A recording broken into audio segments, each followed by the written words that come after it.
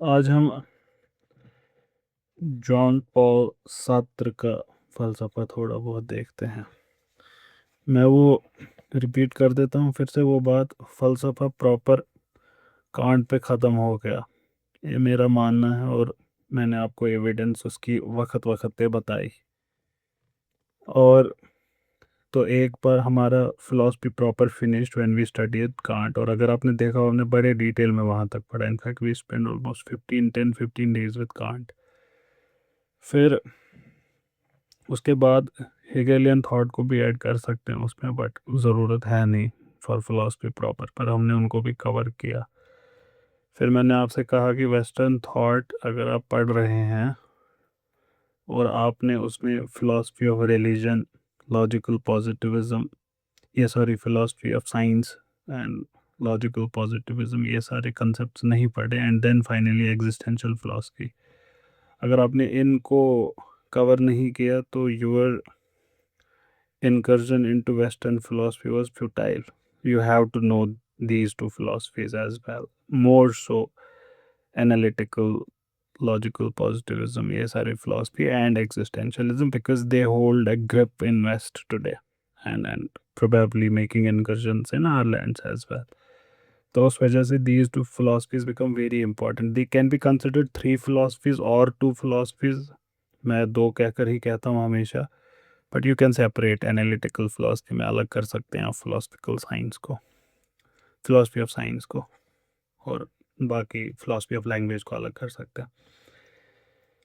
तो इस वजह से हमने बहुत बेसिक ओवरव्यू बाकी फ़लसफ़ों का किया। एग्जिस्टेंशलिज्म अब हम समझने की कोशिश कर रहे हैं, उसमें हमने बड़ी डिटेल में केरकेगार्ड को देखा। He is the founding father, so through him you got to understand existentialism as such.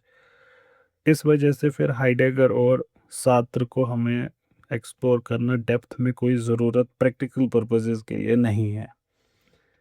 Again adding के if you want you can spend your entire life even with one of these philosophers, that includes Sartre as well, but ours is going to be a very brief overview so that tomorrow you don't feel that this name is something you don't know, have any clue about. You should be familiar with the territory. इनकी बड़ी public life है और ये contemporary figure हैं। 1905 में इनका जन्म हुआ, 1905 में, एंड ही लिव्ड टिल 1980। ये कल की ही की बात है। 1980 is yesterday. 1980 is formation of Iran as we know it today. तो ये कल की बात है। 1980 इज इंदिरा गांधी, कल की बात है, ये ज़्यादा पुरानी बात नहीं है। तो बड़ी इनकी पब्लिक लाइफ रही। हम इनकी बायोग्राफी के लिए ग्रेलिंग की हिस्ट्री ऑफ फिलोसफी देख रहे हैं, और इनका फ़लसफ़ा प्रॉपर समझने के लिए आई हैव टेकन एन ऐसे। हम उस ऐसे से देखेंगे। दो ऐसे हैं, एक ऐसे से एक पैराग्राफ, और बाकी पूरा इट्स ए सिंगल ऐसे। फिलोसफी फॉर स्टूडेंट्स करके, नहीं फिलोसफी फॉर स्टूडेंट्स नहीं, एक जर्नल आता है, उसमें एक पब्लिकेशन आई थी, स्टूडेंट्स गाइड टू सात्र's एग्जिस्टेंशियलिज्म। तो वो ऐसे हम पढ़ेंगे, but one paragraph I have taken from else पे, तो वो भी वहीं पे देख लेंगे। तो जो पब्लिक इंटेलेक्चुअल्स हो हैं हमारे ज़माने के, आप सात्र को अपने ज़माने की वैसी ही फिगर समझ सकते हैं, a kind of Jordan Peterson of his era. Not ideologically, I mean public के साथ लेना देना। टैलेंटेड भी थे, बहुत सारी चीज़ों में इन्होंने इनकर्शंस किए, नॉवेल्स लिखी, प्लेज लिखे, biography, criticism as well as philosophy, ये सब काम किया है इन्होंने। बट इस इन सारी राइटिंग्स में इनके पॉलिटिकल कमिटमेंट दिख जाते हैं। फिलोसफिकल और पॉलिटिकल कमिट, वो जो होती है ना एक इंसान की अपना पर्सनल रुझान कहाँ है, उसी अराउंड उनका फ़लसफ़ा घूमता है। लेकिन हम इनको एज अ पॉलिटिकल फिलोसफर तो नहीं देख रहे, हम इनको एज ए फिलोसफर देख रहे हैं। और उस कंटेक्स्ट में इनका सबसे मेजर वर्क है बीइंग एंड नथिंगनेस, 1943 में आया था। Yet a more accessible text is Existentialism is Humanism, Gangadhar ही शक्तिमान है, 1946 में आया ये। Existentialism is Humanism, ये accessible text है। So for example, if you want to understand his being and nothingness, you might take 2-3 revisions or even more. Existentialism is approachable. In fact, sometimes what is done is you understand his being and nothingness through the prism of existentialism is humanism. अलबत्ता अगर Sartre से आप पूछेंगे अपना एक text बताएं, तो he would say critique of dialectic reason, 1960 में आई है किताब। उसमें ही sought to provide a refreshed basis for Marxism as the philosophy of his time. लेकिन जो सोवियत में मार्क्सिज्म चल रही थी स्टालिन की, उसको वो डिग्रेडेड समझते थे कि ये नहीं है, not this is classical with all communists, no true Scotsman. Sartre, Jean Paul Sartre नाम से आपको पता चल रहा होगा, फ्रांसीसी हैं, फ्रेंच, पेरिस में पैदा हुए, वहीं पे एजुकेशन हासिल की और finally died there and is buried there. तो वहीं पे इन्होंने अपने सबसे एंगेजिंग दोस्तियाँ एट्सेट्रा ये सारी रिलेशनशिप्स बनाई।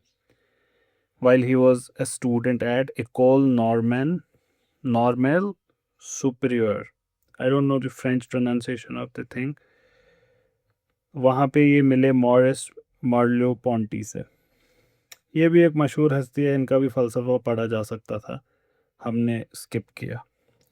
And Raymond Aron, he also at this time met Simone de Beauvoir।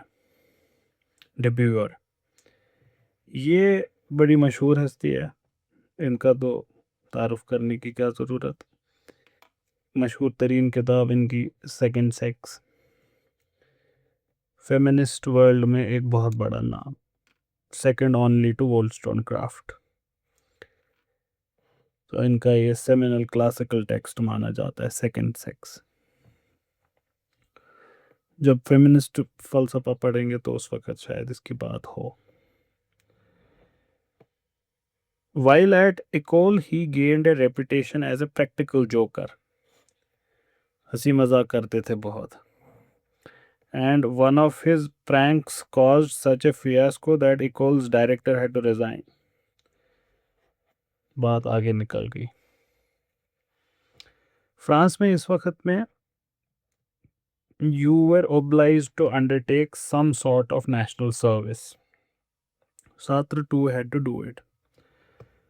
So Sartre had a spell in army as a meteorologist, and after that he began his career as a teacher। ये सब teacher ही बनते थे क्योंकि usually doctoral डिसर्टेशंस के time पे they all would do teaching simultaneously. Teaching का ये फ़ायदा है, मतलब ये साइमल्टेनियसली पढ़ाई है, तो it's beneficial to everyone, it's kind of group study. तो ये टीचिंग वगैरह से कंसेप्चुअल क्लैरिटी भी आ जाती है, खुद को रिवीजन हो जाता है, सारी चीज़ें हो जाती हैं। And when you are able to transfer what you are thinking to someone else's mind, that means you have understood it. So ये इसलिए बोल रहा हूँ क्योंकि हमने सभी की बायोग्राफी देखी, almost all of them are teachers and professors. Second world war के टाइम छात्र जॉइंड आर्मी। थोड़ा बहुत अगर हिस्ट्री का अगर इफ़ यू नो, तो अटलांटिक कोस्ट तक तो जर्मन ने कर ही लिया था कब्ज़ा, दैट मीन्स फ्रांस पूरे उनके कब्ज़े में था। शायद I am not sure, Eiffel tower के ऊपर तो हिटलर खुद आए थे जर्मन नाजी फ्लैग को फहराने के लिए। और अगर नहीं भी पता तो कॉल ऑफ ड्यूटी खेलते खेलते समझ आ ही गया होगा कि क्या हुआ था। सात्र ज्वाइंड आर्मी, क्या हुआ होगा? We know that he survived till 1980, so you can understand. He was captured and imprisoned. 9 महीने तक ये जर्मन्स के कब्जे में रहे. It seems and it is said that this experience transformed him. Now we don't find वो Sartre जो इससे पहले था. ये जो सिमोन डिब्यूअर है, that lady, she records that when he returned to Paris, he had this new seriousness in his character for which he was not known earlier. ये बहुत हंसी मजाक वाली फिगर थी और ऑल ऑफ अ सडन खामोश. The underground resistance group he help to form, उसका नाम है socialism et liberte, libertarian socialism. तो ये उस पे मबनी एक अंडरग्राउंड सोसाइटी इन्होंने बनाई और वहाँ पे they would contemplate all the options that were in front of them which included even radical steps like assassination of all collaborators. But it was not supported by many people and it collapsed. ये जो एक collaborators का assassination है, there is an alternate theory also. The alternate theory is that they were collaborators. These people were collaborators, but that's okay. So he was disappointed with this experiment, so he concentrated on writing. तो इन्हीं war years में he produced the being and nothing वाला text और अपने plays जैसे Flies है, No Exit है और कुछ magazine articles भी इन्होंने इस एरा में लिखे. 1944 में पेरिस लिबरेट हो गया जर्मन कब्जे से. और ये जो इनकी पार्टी थी, रेमन एरन, मॉरिस मॉर्लो पोंटी और सिमोन डिब्यूर, दे फाउंडेड अनदर जर्नल जिसका नाम फ्रेंच में लेस टेम्पस मॉडर्निस है, मॉडर्न टाइम्स नाम. अब मुझे प्रोनाउंसिएशंस नहीं पता एक्चुअल फ्रेंच लैंग्वेज में कैसे होंगे. तो ये टाइटल ओरिजिनली ये चार्ली चैपलिन की एक मूवी है, उसका टाइटल था है, तो वहाँ से इन्होंने ये नाम लिया था. इसके पहले एडिशन में इन्होंने अपनी स्टेटमेंट्स और एम्स कि क्या करना चाहते हैं, तो उसमें इन्होंने एक कंसेप्ट ऑफ लिटरेचर एंगेजी, मतलब एक एंगेजमेंट लिटरेचर जहाँ पे आर्टिस्ट्स की और स्कॉलर्स की रेस्पॉन्सिबिलिटी टुवर्ड्स सोसाइटी क्या है. आप देख रहे होंगे इस एरा में ये बहुत ही लिटरेचर आया है इस काइंड का, responsibility of people, because Hitler had shook the world. He had shaken the world like totally. तो बहुत सारे नोटेबल राइटर्स उस वक्त के उन्होंने कंट्रीब्यूट किया इस जर्नल में और लिखते गए, including John Janet, Samuel Beckett. ये भी मशहूर हस्तियां हैं, ऐसा नहीं है कि बस ऐसे ही नाम बता रहे हैं, ये मशहूर हस्तियां हैं. फिर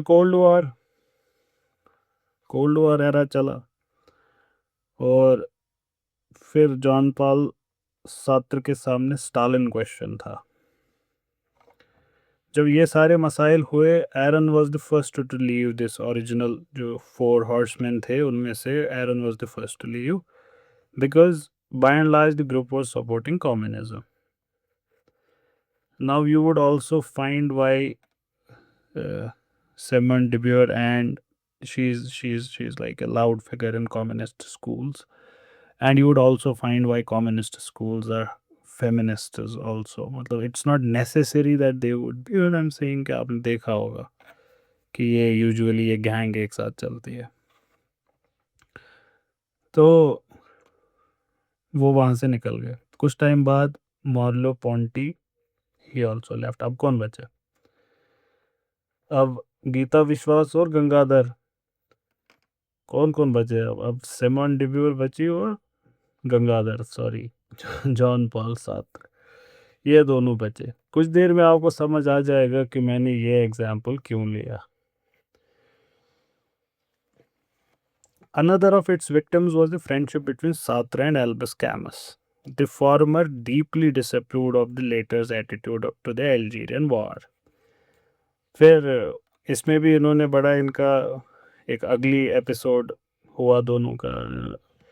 इन्होंने रिव्यू लिखा और बड़ा बुरा रिव्यू लिखा कैमस की राइटिंग का, और कैमस ने भी वापस अच्छे खासी मड स्लिंगिंग की। फिर आपको पता है 1940s 50s 60s 70s की हिस्ट्री अगर थोड़ा सा भी ध्यान हो, Korean crisis, Cuban crisis, question of USSR, Algerian war, anti colonial movements through out the world, in Africa in particular, Asia in particular, opposition to American hegemony, Vietnam, ये सारी चीज़ें। और लेट 1960s में फ्रांस के खुद के अंदर जो पॉलिटिकल टर्मोइल था, this was main concern for Sartre for next decades. This is what he invested in time on, and you can understand a public intellectual, what else would he and invest his time upon. Paris में 1968 में civil disobedience की वजह से इनको, disturbance की वजह से इनको जेल में डाल दिया गया. Not necessarily he caused it, but he was accused of causing it. But जो जनरल डी गॉल थे उनके ऑर्डर्स पे इनको रिलीज किया गया विद द रिमार्क कि one does not simply arrest Voltaire.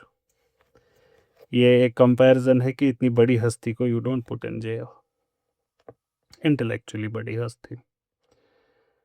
Sartre ने लीजन डी ऑनर, जो सबसे बड़ा ऑनर है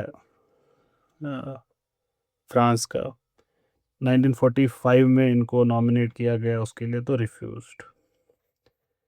फिर इनको एकेडमी फ्रांसीज ने का इलेक्शन रिफ्यूज्ड. 1964 में नोबेल प्राइज़ मिला लिटरेचर के लिए, रिफ्यूज्ड. वजह क्या थी? हमेशा कि मैं कोलैबोरेटर से अवार्ड्स नहीं लेता. I do not want recognition by institutions which are associated with political dispensations I oppose. I want nothing to do with you.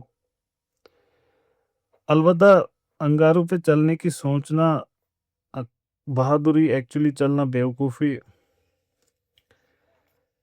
और शाहरुख खान कहते हैं कि फिलॉसफी बाद में करो, पहले अपना पेट भरो.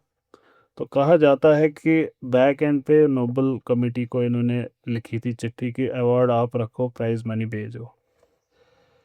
कहा जाता है, we are not sure, but Swedish academy does claim that he did write to us. The Sartrean side denies, says that it is someone from Sartre's camp who wrote it. मतलब it's like it's not the prime minister saying it, but the PMO's office saying it. So you can decide for yourself. However, honorary doctorate इन्होंने university of यरूशलेम से accept कर लिया.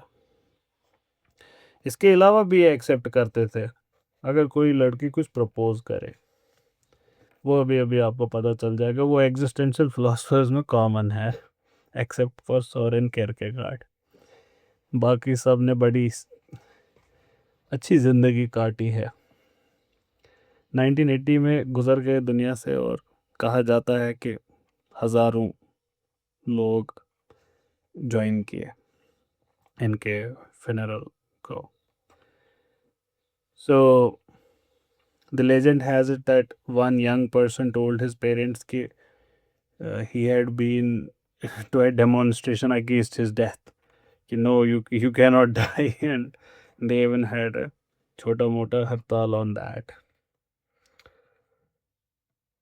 तो इसके अलावा Simone के साथ इनकी लाइफ लॉन्ग दोस्ती रही, रिलेशनशिप रही उनके साथ लाइफ लॉन्ग. तो पहले आशिक थे एक दूसरे के. So there was, they were lovers, and then in the physical sense of the term, and then they broke up from that, so that could not last. And then they had many other lovers. For Sartre they were of the opposite gender, but for Simon they were from both the genders. And then these people, they included most of the times their students and colleagues. तो वो दोस्ती अच्छी निभाते थे Simone और ये, so they would share their partners as well, so that they would do. तो जब आपस में अलग हो गए तो this was the only bond they shared, that they would share their partners. Sexism, unconscious or otherwise, has so long permeated everything. De Beau's stature as a writer and a thinker, which is very great, yet it remained a footnote to Sartre's throughout their lives. और उसके बाद भी grayling कहते हैं शायद future history में justice किया जाए सिमोन de Beauvoir से. मेरा पर्सनल ओपिनियन है कि इतनी कोई तूफानी राइटिंग्स नहीं है उनकी. वोल्स्टोनक्राफ्ट की बेहतर है. खैर, अब यहाँ पे ये समझना, इसको ऐसे देखने की ज़रूरत नहीं है कि शी फेल्ट, दो कि the colour here is given के it was because of her feminine stature she remained in footnotes, but this is not true. Sartre was surrounded by people who all remained in footnotes because of his stature, and this happens in every, ये हर सदी में होता है, ये हर सदी में होता है. Albert Einstein was surrounded by geniuses, absolute geniuses, जिनकी कोई मतलब, never in history has science had once produced people of that stature एक साथ ही, never in history, ना उनके बाद ना उनसे पहले. Yet we know a handful because Albert Einstein just dwarfed them, छोटा कर दिया. Not everyone realizes that there are people blossoming in the background when there's a Virat Kohli in the team. It has nothing to do with Simon's gender. She was always with him as an equal. She was in that gang as an equal, and she was uh, उनका she was there equally. अब Sartre खुद में इतनी बड़ी हस्ती थी कि कुछ इसका किया नहीं जा सकता. You just can not avoid that. It has nothing to do with anything else. Yet philosophy फिर आगे किसकी ज़्यादा आगे चलेगी. और अगर आप सात्र को पढ़ेंगे और सिमोन डिब्यूर को पढ़ेंगे और रिवर्स भी, मतलब पहले जिसको पढ़ना आप चाहते हैं पढ़ें, you would realise that Simone de Beauvoir is Sartre applied. फलसफा सात्र ही है वो पूरा, और she is just applying that to gender. Same is with Wollstonecraft. When it is said that she was shadowed because of this male hegemony, not true at all. You read her, and this is 21st century. You can read her. She's a great writer. Her Vindication is one of the finest writings ever written. But that doesn't mean that it would be best because it's a woman. It can be bad because it's a woman. It can be good because it's a woman writing. It can be anything because it doesn't matter if it's a man or a woman writing. A good text would be good text despite a man or a woman writing it. So when you read uh, Wollstonecraft, please read uh, John Locke as well.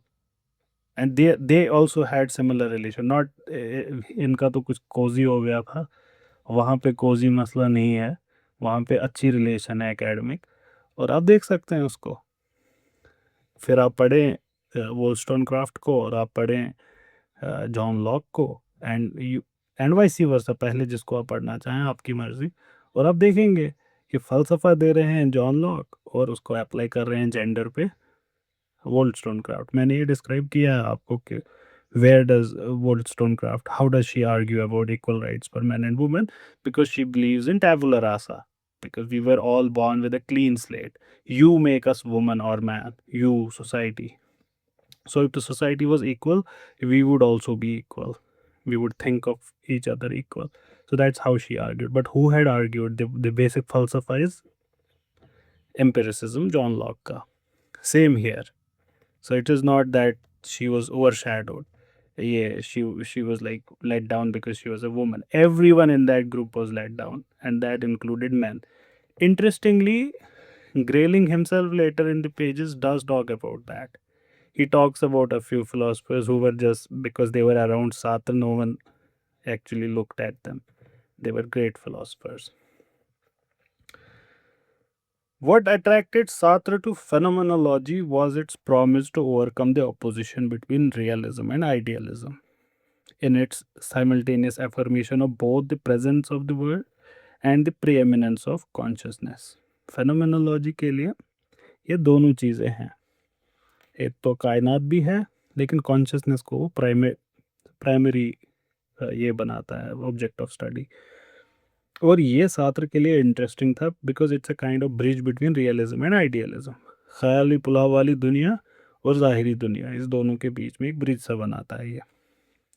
Berlin में 1933 में एक साल बिताया इन्होंने हसरल की writings को समझने के लिए। मैंने आपको कहा था इन दोनों फिलोसफर्स को, हेडेगर और सात्र को, आप एग्जिस्टेंशियल स्कूल में भी पढ़ सकते हैं और फिनोमेनोलॉजिकल स्कूल में भी पढ़ सकते हैं, हम दोनों जगह इनको पढ़ सकते हैं। तो आपने देखा होगा हाइडेगर भी हॉस्टल से ले रहे थे कंसेप्ट सारे, बट वो केयरकेगार्ड की एग्जिस्टेंशियलिज्म पे उसको अप्लाई कर रहे थे, ये भी ऐसा ही करेंगे। सो he did a very close study of Husserl's writings when he was there, and he even studied Heidegger later. His phenomenological ontology, जो being and nothingness का subtitle भी है, it begins from these starting points, Husserl और Heidegger का फलसफा, but then he diverges from them. He shares their way। हम ही देखेंगे ये फलसफा पूरा है क्या इनका, बट अभी like as usual we are doing a reading of Grayling and then we will take each philosophical thought separately. So he shares their way of distinguishing between ontology and metaphysics. The former understood as descriptive project specially related to consciousness, the latter as an attempt to provide an ultimate syntopical explanatory framework for life. Ontology महज consciousness के साथ deal करेगा, consciousness as it is, the ontology of that, the being of consciousness. और metaphysics is उससे wider scope में, it wants to give you a syntopical, सब चीज़ों को एक साथ इकट्ठा करके एक explanation which would become a framework for life and world. Heidegger had rejected the idea of such a project. Sartre ऐसे रिजेक्ट नहीं करते, लेकिन कहते बड़ी मुश्किल है ये काम, there are questions which are unanswerable. Sartre अपना फलसफा शुरू करते हैं दो फंडामेंटल कैटेगरीज ऑफ बीइंग इससे। इसके लिए टर्म ये अपनी लैंग्वेज में यूज करते हैं एनसोई और पोरसोई, EN सोई SOI सोई, और पोरसोई POUR और सोई। एनसोई को हम अंग्रेजी में इन इटसेल्फ और पोरसोई को हम अंग्रेजी में फॉर इटसेल्फ कह सकते हैं। जब आप लिटरेचर पढ़ेंगे सात्र पे तो these terms are use like this directly. आप लिटरेचर में देखेंगे एनसोई पोरसोई ही लिखा होगा या in itself and for itself. लेकिन इससे डरने की कोई ज़रूरत नहीं, ये फिलोसफर्स का काम ही होता है बड़ी बड़ी वोकैबुलरी ऐसे इस्तेमाल करना सो दैट वो खुद स्पेशल फील करें। क्रूड टर्म्स में in itself are non conscious being, material beings, mouse, pen, laptop, book, पत्थर, and soi in itself. For itself वाली बीइंग क्या है, pour soi, these are conscious beings, हम सारे लोग। तो इन ए वे नॉट हम सारे लोग भी, बिकॉज हम सारे लोगों का एक पोर्शन तो एनसोई है, हमारी बॉडी फिजिकल, तो वो भी है थोड़ा सा difference, but you get what he is talking about, the material and the spirit. तो आपको डेकार्ट का ड्यूअलिज्म दिख रहा होगा हल्का हल्का। In crude terms, in itself is non-conscious being, for itself is conscious being. Later he adds third category, but that's none of our business for now. That is when you do a detailed study of Sartre. For others, for autrui, वो अभी हमको उससे लेना देना नहीं है हमारी superficial overview में। Each human being is both in itself and for itself combined because we have both these things inside us. हमारा जो इन इटसेल्फ वाला एस्पेक्ट है, जो फिजिकल एस्पेक्ट है हमारा, वो हमारा बाकी सारी फिजिकल दुनिया की तरह ही पैसिव है, एग्जिस्टिंग इनर्टली, ऐसे पड़ा हुआ है मैटर की तरह। It just is what it is, can do anything about it, जो है वो है। और for itself aspect is dynamic, fluid, metamorphic. Conscious aspect है, वो डायनेमिक है, वो कुछ भी हो सकता है। हिंदू कहते थे इसके बारे में कि मन चंचल होता है, कहीं भी चला जा सकता है।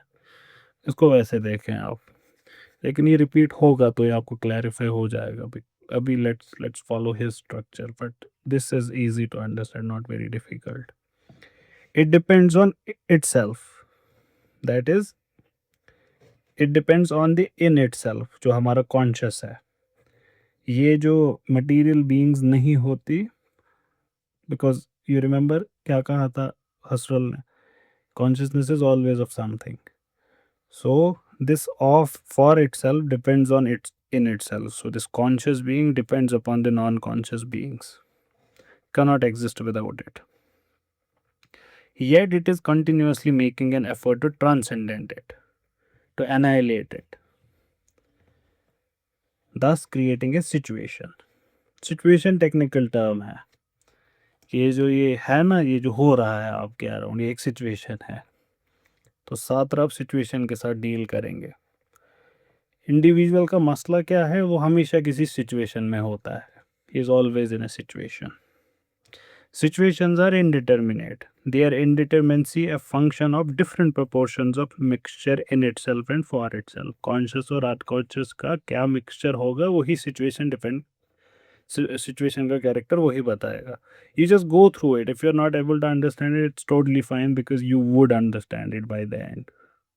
फिलोसफी के बारे में ये बहुत ज़रूरी है समझना, because it's a whole and everything is related to everything, so you'll get it by the end.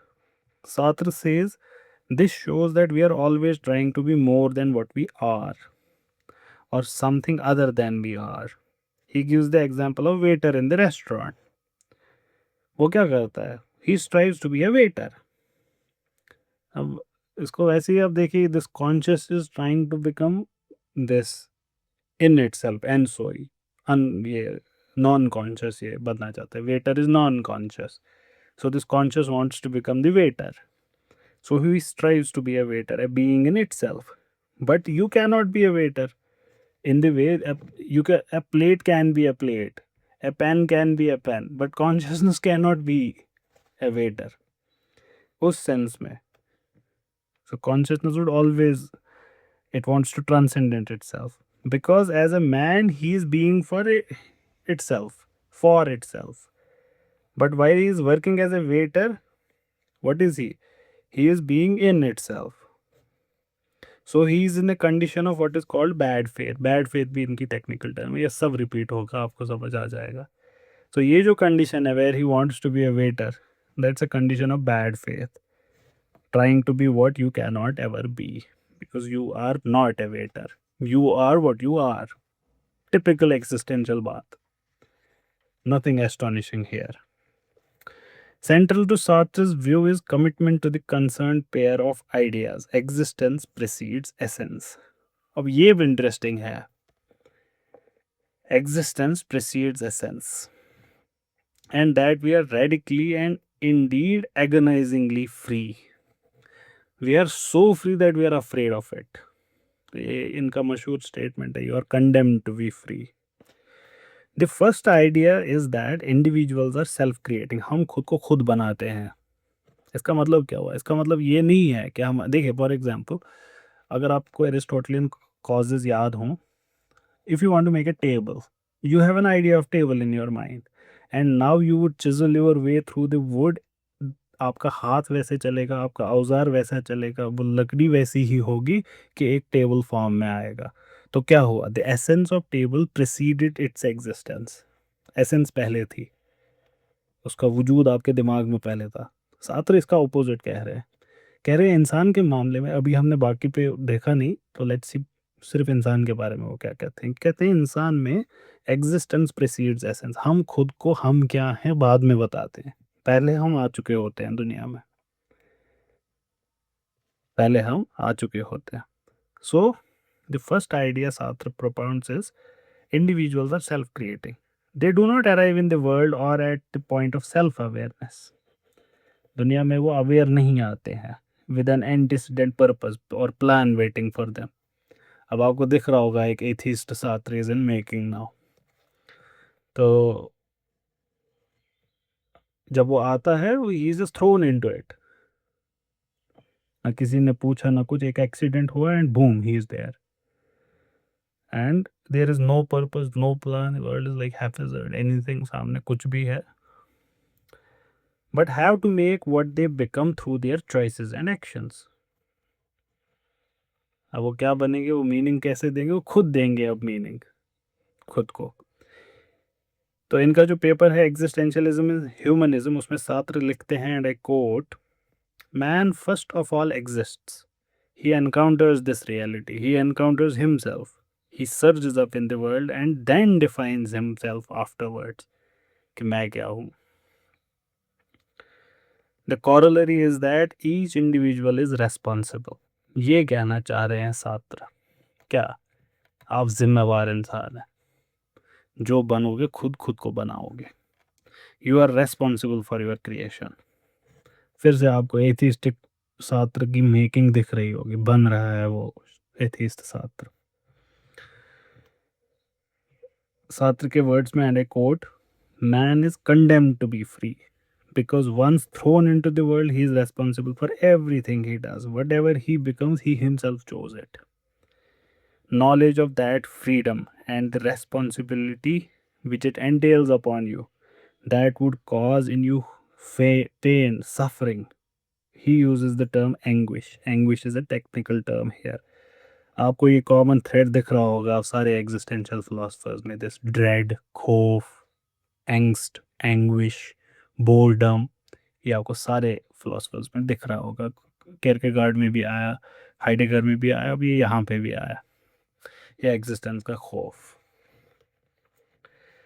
There is widespread view that Sartre's existentialism is humanism, Gangadhar ही शक्तिमान है, is a summary of his outlook, जो पहले इन्होंने 1940s में develop किया। The origin of the text was a lecture given in Paris in 1945,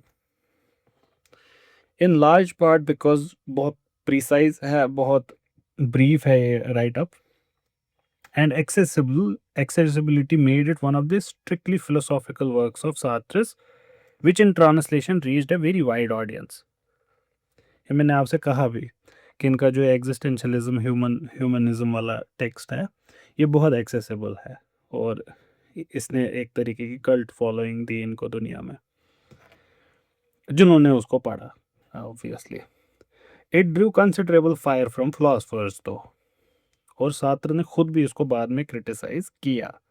yet it becomes that central text to understand Sartre, जो responsibility freedom आपके ऊपर डाल देता है, ये उसको समझने के लिए सेंट्रल टेक्स्ट बन जाता है। These themes were an inspiration for the generations of young people who came, ये बहुत इंपॉर्टेंट है, इसको सुने क्या कह रहे हैं। These themes were an inspiration for the generations of young people who came into a sense of their own freedom and responsibility। 1950s और 1960s में वो जैसे आजकल जॉर्डन पीटरसन, वैसे ही becomes that pop culture figure type, सब लोग वहीं से ले रहे हैं। Now listen to this sentence, even if they knew of them only as slogans। ये जो फिलोसफर बात कर रहा होता है ना, ये बहुत प्रोफाउंड होती है, लेकिन जो ज़मीनी सतह पे उसको समझ रहा होता है वो ज़मीनी सतह पे होता है, और यही होता है, philosophy gets reduced, it becomes vulgar on ground। Even nihilist philosophy, when it is spoken by its greatest philosopher, it is something which is excellent, but when it is uh, ज़मीनी सतह पे it's vulgar, it has been like uh, lack of a good word, I have only bad words for it, but you understand उसके साथ वो it has been perverted on ground, ये सब फलसफे के साथ होता है। तो ये कह रहे हैं कि even if they knew of them only as slogans detached from their source, और ये तमाम फलसफे के साथ हो जाता है। हम फलसफे का लास्ट पोर्शन लेते हैं, last portion, least of least. For example फिर से फेमिनिज्म का अगर एग्जाम्पल ले, फेमिनिज्म में the people who agree or disagree, both sides applies equally to both sides। So let's talk about people who agree with that.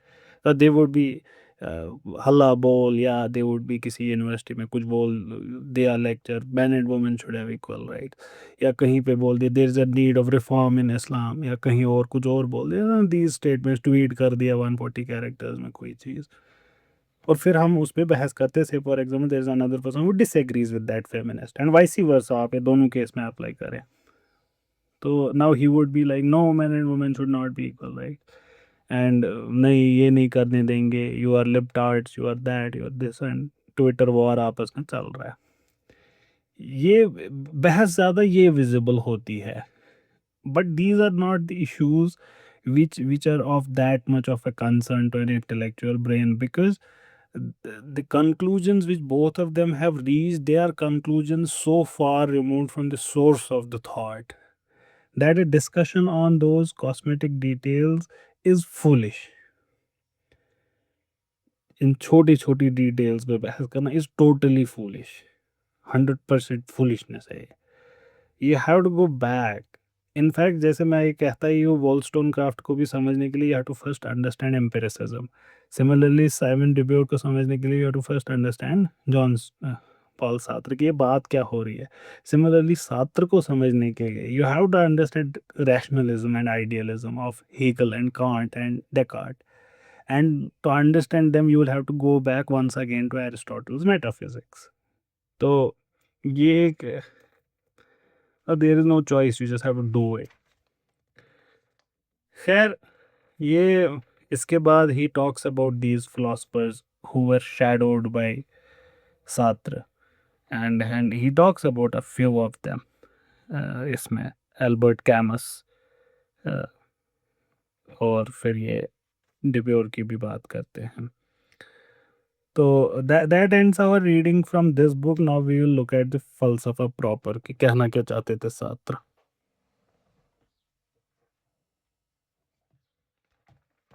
इसके लिए मैंने ये ऐसी चूज किया है जिससे हम अब इसको समझने की कोशिश करेंगे। ये वही क्या है वो जर्नल फिलोसफी नाउ, ये उसमें आया है a students guide to Jean Paul Sartre's existentialism. वो ऐसे है, उसकी रीडिंग मैं कर रहा हूँ आपके सामने। ये शुरू करते हैं ये कह के कि सात्र का जो फलसफा है उसको ये इंट्रोड्यूस करते हैं with single greatest articulation in his work being and nothingness. Being and nothingness ये कहते हैं कि it is essentially a study of consciousness of being. Ontology means study of being. Phenomenological means of or relating to perceptual consciousness. So that's what he is trying to do, Sartre. ये कहते हैं being and nothingness के introduction में Sartre पहले can't के concept of नॉमिना पे comment करते हैं और उसको रिजेक्ट करते हैं। हमने कांट का कंसेप्ट ऑफ फेनोमेना एंड नॉमिना पढ़ा, नॉमिना को इन्होंने रिजेक्ट किया। यहाँ पे भी आपको एक एम्पेरिकल टच दिखेगा। What is not pursued simply does not exist. Kant ने डिस्टिंग्विश किया था between phenomena and noumena. Phenomena जिसको हम परसीव करते हैं, how things appear to us, this world around us, you are listening to me, it's part of a phenomena. Noumena, things in themselves. For example, the bottle appears blue to you. It appears blue to you. We don't know how it is actually. तो and we don't even know कि मुझे जो दिखता है वो same है जो आपको दिखता है। हाँ, मैं भी उसी को ब्लू कहता हूँ, but my perception of it can be different than your perception of it. So this is phenomena and noumena. So Kant said noumena के बारे में बहस करना बेवकूफ़ी। We can not know it, noumena just can not be known. He removed even the possibility of that. So noumena is not accessible to us, it simply छात्र के add करते हैं, कहते हैं कि ना यहाँ पे रुके ना आप, कि नॉमिना is not accessible, so noumena is simply non existent, ये है ही नहीं। Noumena is not inaccessible, it simply isn't there. Appearance is the only reality that there is. इसके पीछे कुछ नहीं है। इस स्टार्टिंग पॉइंट से छात्र आगे बढ़ते हैं, कहते हैं कि world can be seen as an infinite series of finite appearances. तो what is the world then? The world is a appearances. Such a perspective eliminates a number of dualisms, notably the duality that contrasts the inside and outside of an object. जाहिर और बातिन की duality भी खत्म हो गई, कोई बातिन नहीं, जाहिर है जो है वो है, सामने है, खत्म बात। What we see is what we get, इससे आगे बढ़ने की जरूरत है नहीं। तो नॉमिना हो गया खत्म, अब आगे बढ़ते हैं। Then Sartre outlines binary distinction that dominates the rest of being and nothingness. अब वो क्या है? नॉमिना खत्म हो गया, अब जो है उसमें क्या है डिस्टिंक्शन? उसमें डिस्टिंक्शन है अनकॉन्शियस बीइंग और कॉन्शियस बीइंग की। ये हमने अभी कुछ देर पहले देखा, एनसोई और pour soi. En soi being in itself, pour soi being for itself. ये जो अनकॉन्शियस बीइंग है, it is concrete, it lacks any ability to change and it's unaware of itself, it is unaware of existence. पत्थर को नहीं पता कोई existence है, पत्थर ये सवाल नहीं पूछता। ये जो कॉन्शियस बीइंग है, पोरसोई बीइंग फॉर इटसेल्फ, ये कॉन्शियस है, ये कॉन्शियस है अपनी एग्जिस्टेंस के बारे में, इसको पता है कि मैं हूँ, बट ये इनकम्प्लीट है। सात्र के लिए ये अनडिफाइंड नॉन डिटरमाइंड नेचर जो है, यही इंसान है। इंसान क्या है? कुछ नहीं, ये वो कह रहे हैं नथिंग। ये Hegel being is non being, ये वैसी ही बात हो रही है। Since for itself like man lacks a predetermined essence, it is forced to create its own essence from nothingness. आपको खुद खुद को पर्पस देना पड़ेगा। ईंट के लिए सवाल नहीं बनता, वो पड़ी है वहीं पे, उसको क्या लेना देना। मसला आपके लिए है, because you are conscious. For Sartre nothingness is the defining character of this pour soi. इसका डिफाइनिंग कैरेक्टर है कि वो कुछ नहीं है, nothing. A tree is a tree, a pen is a pen, they cannot change it, they will remain, they were pens, they will remain pens. The trees would remain trees, the brick would remain a brick. Man, man is what he makes himself by acting in the world. Instead of simply being as an object in itself, man as an object for itself, he must actuate his own being. ठीक, आगे बढ़ते हैं।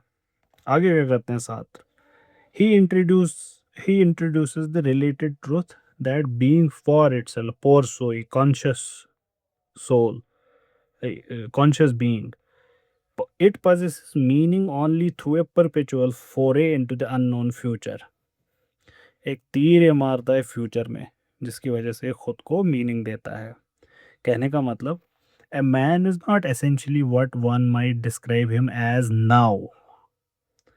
For example, अगर वो कोई teacher है, he is not a teacher the way a rock is a rock. In truth, the man is never an essence, no matter how much he strives as self essentialism. Man और teacher की identity नहीं है, man is teacher नहीं होगा वो तब भी। से फॉर एग्जाम्पल सारा का एग्जाम्पल लेते हैं, Sarah is a teacher, but then she we know that she is not a teacher as an identity sense में।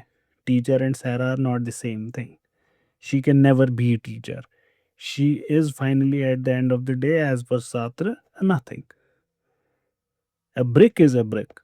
Brick के अंदर एसेंस है brick की, ह्यूमन के अंदर किसी चीज की एसेंस नहीं है। So the way he interprets his past and foresees his future in itself is a series of choices.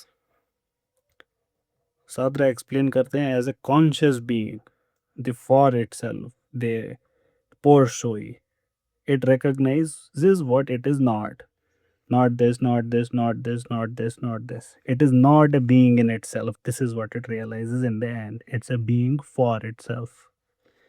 Through the awareness of what it is not, the for itself becomes what it is. And what is it? Nothing. Wholly free in the world. पत्थर आज़ाद नहीं है, पानी आज़ाद नहीं है, आप आज़ाद हैं, आप कुछ भी हो सकते हैं। With a blank canvas on which to create your own being. He concludes that the for itself is the being through which nothingness and lack enter the world. ये आपने एसेंशियल शास्त्र को समझ लिया। अब इनके कुछ एक कंसेप्ट हैं, उनको देखते हैं। पहला, फ्रीडम। ये नेसेसरी कॉरोलरी है इनके फलसफे की। फ्रीडम तो अब होगा ही। Sartre's primary idea is that you are condemned to be free. Sartre कहते हैं the freedom of man to be absolute and wants to establish existence. Sartre proclaims the freedom of man to be absolute, कि इसमें कोई limit ही नहीं है अपनी आज़ादी में इंसान की। और दूसरा, simultaneously he wants to establish that our existence precedes our essence.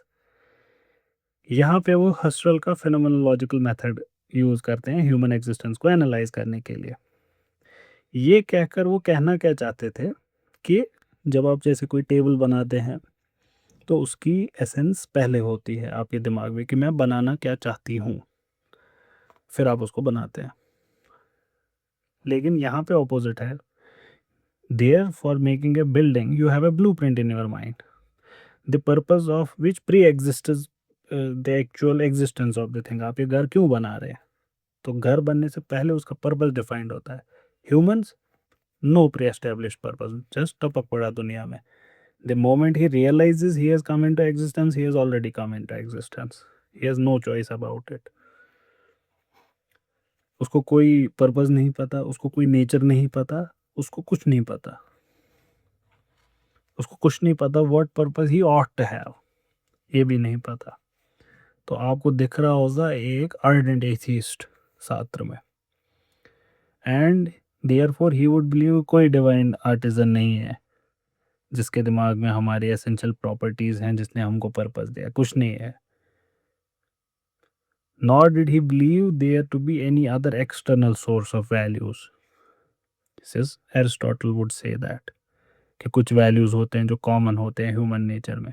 Sartre does not believe in a common universal human nature जो सोर्स होगा मोरालिटी का, कुछ नहीं। Nothing like that is. Plato से ही डे वन से ही एसेंशियलिज्म एक अनचैलेंज्ड आइडिया था फलसफे में, कि एसेंस वाला कंसेप्ट, कि essence is prior to existence. लेकिन सात्र के हिसाब से existence comes first and then essence. अब ये लिविंग थिंग के बारे में तो आपको क्लियर हो गया होगा, नॉन लिविंग थिंग के बारे में भी ये एक्सटेंड किया जा सकता है, मटेरियल थिंग के बारे में भी, क्योंकि उसकी भी एसेंस पहले होती है, ये सॉरी एग्जिस्टेंस पहले होती है। क्योंकि पत्थर को नहीं पता कोई एसेंस के बारे में कुछ, ये एसेंस उसको देगा देगा एक कॉन्शियस बीइंग, और कॉन्शियस बीइंग का एग्जिस्टेंस और उस पत्थर का एग्जिस्टेंस पहले ही था। फिर कॉन्शियस बीइंग उसमें अब उसमें मीनिंग देना शुरू करेगा, एसेंसेस बनाना शुरू करेगा। सो the existentialist uses the word existence only in the context of man. Other things are simply there in the world, because existence is being aware. Otherwise, it doesn't matter.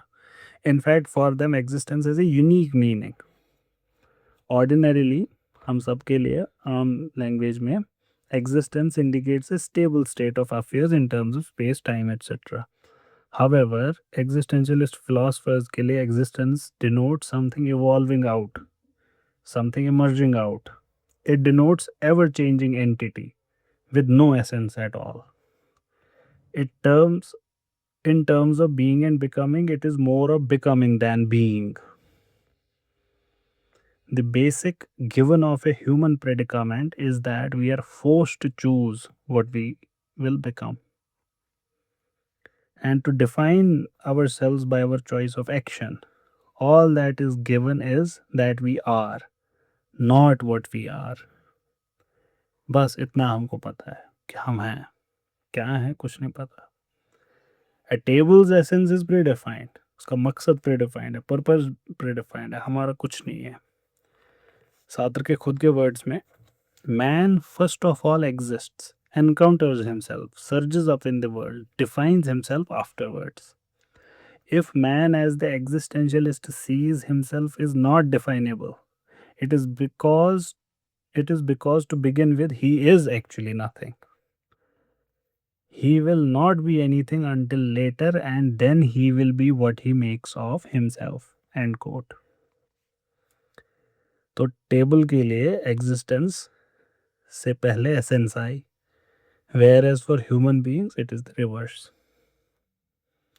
छात्र living things non human जो है उनके बारे में खामोश है कि उनका क्या स्टेटस है, कि उनमें भी यही होता है. But obviously you can extend that philosophy to them as well. You can club them with one of the two groups और समवेयर इन द मिडल. ये जो इम्फेसिस है फ्रीडम पे, फ्रीडम टू चूज कि क्या बनना है हमको, ये आपने अब देखा होगा ये सारे एग्जिस्टेंशियल फिलोसफर्स के अंदर आपको मिला. छात्र एथीस्ट हैं लेकिन सब एग्जिस्टेंशियल फिलोसफर्स एथीस्ट नहीं है. केरकेगार्ड हमने पढ़ा और उनके फिलोसफी में तो बहुत मज़ा आता है पढ़ने में. खैर, छात्र के वक्त में एग्जिस्टेंशियल फिलोसफी पे काफ़ी क्वेश्चन मार्क्स भी लगना शुरू हो चुके थे, सवालात पूछे जा रहे थे. एग्जिस्टेंशियलिज्म के क्रिटिक्स एज अ फिलोसफी बात कर रहे हैं. दे वुड से कि existential philosophy it leads to despair, it leads to quietism of despair. In other words, ये फिलोसफी ऑफ इनएक्शन, मीनिंग से मीनिंग ख़त्म कर देना. इट इज़ मेयर कंटेम्पलेटिव, इसका और भी मकसद ही नहीं है. क्या फ़ायदा ये फिलोसफी करने का. It's a kind of philosophy which would discourage people. It discourages people from committing to anything because everything is apparently meaningless. इसके critics argue करते हैं कि ये एक pessimist school है, and it concentrates all of its energies on the negatives of human condition. Sartre अपनी writings में quote करते हैं एक कैथोलिक क्रिटिक को, मर्शियर, हु सेज कि Sartre is forgetting how an infant smiles. जुमर ने भी मुझे कहा था एक बार कि बच्चे कितने खूबसूरत होते हैं, and they are just like cute and they make everyone smile. So this criticism, ये जो कि ये सिर्फ नेगेटिव्स देखते हैं, ह्यूमन लाइफ की ब्यूटी को नहीं देखते, this criticism gains some substance from the fact that in being and nothingness Sartre had declared that man was a useless passion, and that all forms of sexual love were doomed to be either forms of masochism or sadism. ये भी अब इन्होंने खुद ही अपनी किताब में लिखा ही था, तो अब तो क्रिटिसिज्म और भी फेयर हो गई. हम यहाँ आशिकी पे शायरियाँ लिख रहे हैं, ये कह रहे हैं कि ये सैडिज्म है पूरा. खैर, और एक ग्रुप क्रिटिसाइज करता कि एग्जिस्टेंशलिज्म कॉन्सेंट्रेट करती है चॉइसेस ऑफ इंडिविजुअल पे. ये इंडिविजुअल करके इंसानियत भूल जाता है, सॉलिडेरिटी ख़त्म हो जाती है. और यहाँ पे इनको मार्क्सिस्ट और क्रिश्चियंस और मुस्लिम्स और हिंदूज ऑल टुगेदर यहाँ पे एक हो जाते हैं इनको क्रिटिसाइज करने में, because all of them would believe in groups. Yet another line of criticism came from those जो एग्जिस्टेंशियलिज्म को देख रहे थे as a licence for crime in the name of free existential choice. आपको वो थोड़ा सा हिंट दिखा होगा केरकेगार्ड में, जैसे उन्होंने एक्सप्लेन किया वो एब्राहमिक एग्जाम्पल, तो वैसे करके तो कोई भी कुछ किसी भी चीज़ को एक्सप्लेन कर देगा कि it is my personal choice of doing it. When Abraham was asked to like अपने बेटे की कुर्बानी दे वो, तो how did Kierkegaard explain that. He said कि it wasn't a moral choice that he made, but it was a religious choice that he made. तो वो and that was a bigger ideal, following your truth. अब ऐसे तो कोई भी अपना truth बनाकर कुछ भी बनाएगा. तो एग्जिस्टेंशियलिस्ट्स लाइक सात्र ये तो गॉड गिवन मॉरल लॉ को भी रिजेक्ट करते हैं. उससे तो यही साबित होता है कि everyone can do whatever he और शी लाइक्स. तो and from Sartre's point of view, he would be, anyone holding that viewpoint would be incapable of like condemning किसी और की का position, because that would be their truth. Sartre इन सारे criticisms को analyse करते हैं, and his response to these criticisms centers on his analysis of the concept of abandonment, anguish and despair. ये फिर से उन्हीं वर्ड्स पे हम आ गए. ये वर्ड्स दो की बहुत सिमिलर है इन मीनिंग जो हम इनको अंग्रेजी में यूज़ करते हैं जिस कंटेक्स्ट में, yet these are technical terms for existential philosophers, और कहीं कहीं पे इनके connotations are significantly different than their ordinary use. All these terms in everyday use they connote helplessness, suffering. लेकिन सात्र के लिए मैंने जैसा कहा कि ये नेगेटिव मीनिंग्स तो हैं इनकी, yet they have a positive and optimistic aspect. हम इनको एक एक करके देखते हैं. पहले abandonment, we won't take much time now. हाँ, यही कुछ एक कंसेप्ट है बस. अबेंडनमेंट, एंग्विश और डिस्पेयर क्या होता है. तो abandonment means abandonment by God. अब अभी अभी तो हमारे छात्र साहब एथिस्ट थे, तो ये कहाँ से लाया कि हमको खुदा ने अबेंडन किया है. नहीं, ये वो नहीं किया कहा जा रहा है. मैंने आपको बोला था फ्रेडरिक नीचे जब कहते हैं गॉड इज डेड, उसको इंटरप्रेट करने के दो तरीके हैं. एक तो एथिस्टिक तरीका है और दूसरा थीस्टिक तरीका है कि he is not actually saying God is dead. He is saying the totally opposite of it. He is saying कि हम क्या करेंगे, we have killed him, we have like thrown him into this mythology now. God is dead in our life. Theistic तरीका interpret करने का. Atheistic तरीका नीचे को इंटरप्रेट करने का इज जॉन साल, ये पॉल सात्र. अभी आपको पता चलेगा when he is saying that we have been abandoned by God, he is meaning God is dead. That is what he is meaning, कि एग्जिस्ट ही नहीं करता कोई खुदा. This doesn't imply that God as a metaphysical entity existed. No no no no no. Sartre is echoing Nietzsche's famous pronouncement that God is dead actually, and that's how we are abandoned. अब ये देखिए atheistic interpretation of Nietzsche. Nietzsche did not mean that God had once been alive, but rather that the belief in God was no longer a tenable position in the 19th century. So that's how God is dead. We could have kept this position, but it's not a position that we can keep anymore. तो इसके लिए word use किया abandonment. और ये abandonment एक metaphorical sense में है. A sense of loss caused by the realisation कि आज तक हम कह रहे थे खुदा खुदा के लिए खुदा के लिए, अब हमको रियलाइज हुआ खुदा है ही नहीं. And now there is an abandonment. मैं क्या करूं अपनी जिंदगी का. There is nothing, no God to warrant our moral choices, no divinity to give us guidelines. तो अचीव मतलब जिंदगी में करना क्या. हमारी जिंदगी का मीनिंग ही खुदा की वजह से था. That sun is gone, Sartre is saying. The choice of word, this abandonment, it stresses the solitary position of human beings alone in the universe. और कोई नहीं है कहीं पे, खाली है दुनिया, आप अकेले हैं. And you are doomed in this freedom. कुछ नहीं कर सकते इसका. And the main consequence of abandonment is the absence of any objective source of moral law. Sartre उन एथिस्ट्स को क्रिटिसाइज करते हैं जो जब अब खुदा नहीं है तो अब मॉरेलिटी का क्या करें. तो एक secular version of morality develop हुई पिछली सदी में, उसको भी ये क्रिटिसाइज करते हैं.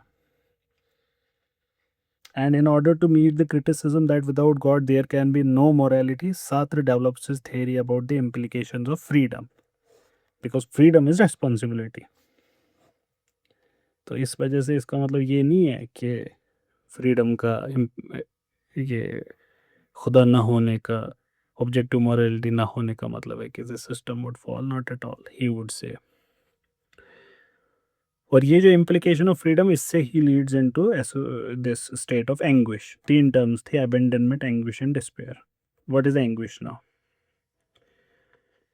सात्र फ्रीडम ऑफ विल इसके एक आर्डेंट बिलीवर हैं, तो इस वजह से डिटर्मिनिज्म के क्रिटिक है. तो he is strongly anti deterministic. You have full choice.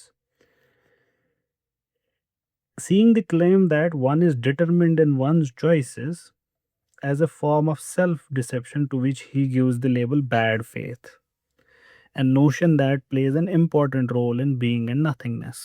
Although He rejects the idea that human beings have any essence. He takes the essence of human beings to be that they are free. And he declares man is free, man is freedom. Sartre says that we are condemned to be free. ये choices जो हमारे सामने हैं, इनको recognize करना. This entails recognition of our responsibility. क्योंकि हमारे पास ये choice है कि हम क्या choose करें. ये हमारे ऊपर responsibility भी डालता है. We are left with no excuse now. अगर आज़ादी ना होती तब excuse होता. सात्र क्या कह रहे हैं कि आप इतने आज़ाद हैं कि अब आपके पास excuse भी नहीं है. Sartre believes that we are responsible for everything that we are, that we become. Sartre कहते हैं कि ऑब्वियस है कि हम अपने पेरेंट्स को चूज़ नहीं करते, कहाँ हम पैदा हुए, कब हम मरेंगे, ये हम नहीं चूज़ करते. But Sartre does go so far as to say that we are responsible for how we feel. We are responsible for our emotions. और जब आप ये डिनाई करते हैं, that is bad faith. In fact Sartre और आगे बढ़ते हैं. Not only are you responsible for everything that you are, but because you make choices, जैसे the choice to listen to me right now, you could choose not to listen to me. It's entirely free. But also, when you choose any particular action, you not only commit yourself, now here he universalizes it. You not only commit yourself to it, but you're choosing as if a legislator deciding for whole mankind that you are listening to it, that others should also listen to it. That's an implicit statement there. तो आपने ही देखा होगा Immanuel Kant का concept of universality of morals kind of appropriated it. Take for example, जो सात्र खुद example लेते हैं, if you choose to marry, if you choose to have children, you thereby commit not only yourself but the whole of mankind to the practice of this institution of marriage. ये Emmanuel cantt का जो universality का concept है, ये लगभग लगभग वही है. क्या था उनका कंसेप्ट कि if something is morally right for one person to do, it must be morally right for every one in this similar situation to do. Sartre labels the experience of this extended responsibility anguish. ये जो अब responsibility, एक तो abandonment है, उसके बाद responsibility है, इसको वो कहते हैं anguish. It is like the responsibility जो एक मिलिट्री लीडर एक्सपीरियंस करता है, जिसके डिसीजंस की ग्रेव कॉन्सिक्वेंसेस है, जाने जाएंगी लोगों की, तबाही होगी, बर्बादी होगी एक एक फैसले पर. That anguish. Like Abraham, whom God instructed to sacrifice his son, we are in a state of anguish, performing all our actions, the outcome of which we cannot ascertain कि होगा क्या, हमको कुछ नहीं पता, बस करे जा रहे हैं जो करे जा रहे हैं, with a great weight of responsibility.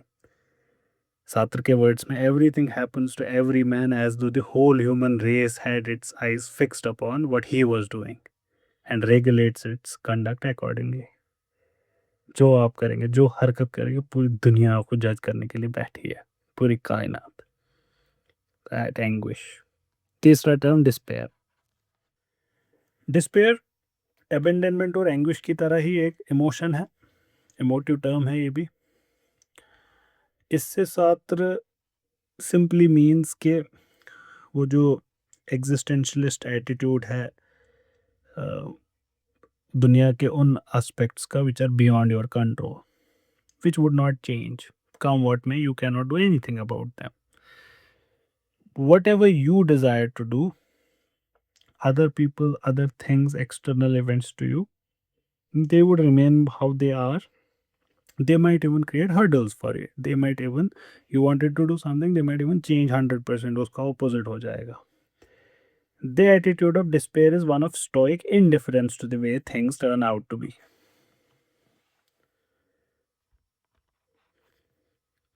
Despair क्या है? यही क्या, I can do nothing about it वाला attitude.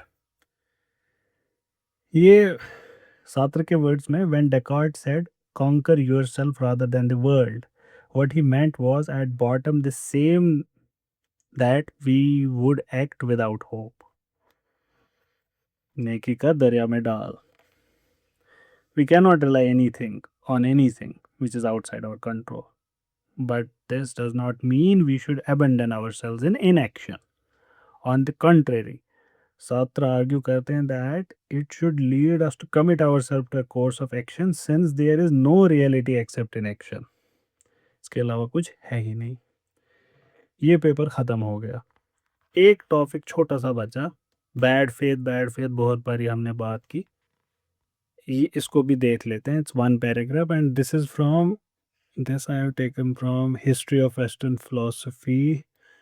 फिलोसफी पेजेस करके एक वेबसाइट है.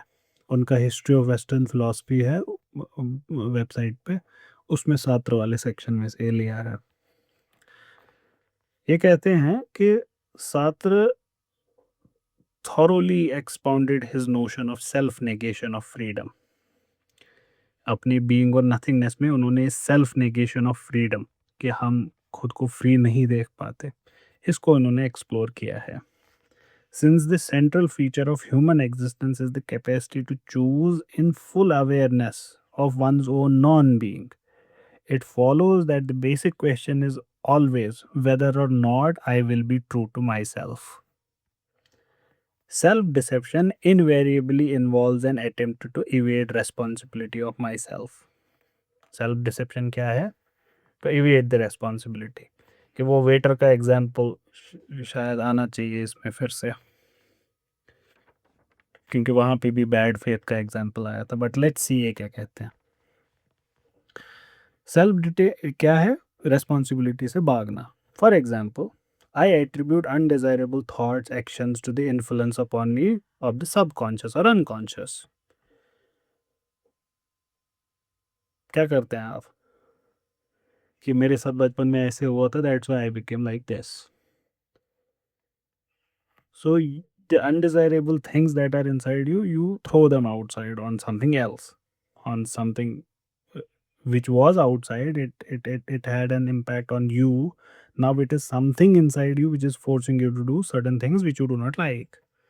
So what have you done when you did this? You have made part of yourself into another thing, something other. And that then you suppose is controlling the real you. You did not want to do this, but you were not able to control yourself. So you have what you have done, you have created two yous, the real you and this other you which is controlling the real you. असलियत में तो आप दूध के दुले थे, लेकिन ये जो ये बुरा वाला मी है, that forced me to do this. Thus, using psychological theory to distinguish between the good I and the bad I, this only serves to perpetuate your evasion of responsibility. बस ये कर रहे हैं आप छात्र के हिसाब से. This is bad faith. This is self-deception. छात्र इसके लिए प्रैक्टिकल एग्जाम्पल्स लेते हैं जिंदगी से. जैसे ये बहुत बहुत खूबसूरत एग्जाम्पल है.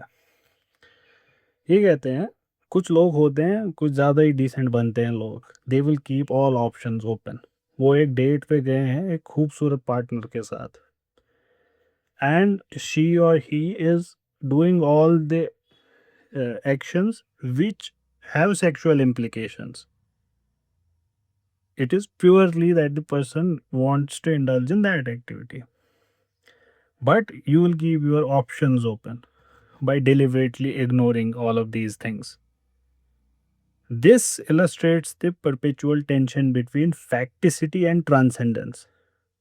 Facticity मतलब जो है आपके सामने वो, और ट्रांसेंडेंट उसको उससे आगे निकल जाना, उससे ऊपर चढ़ना. Focusing exclusively on what we might become, ये, और उस मोमेंट पे ना कंसंट्रेट करना. This is what you wanted, this is what you wanted, you should indulge in it. Simple as that.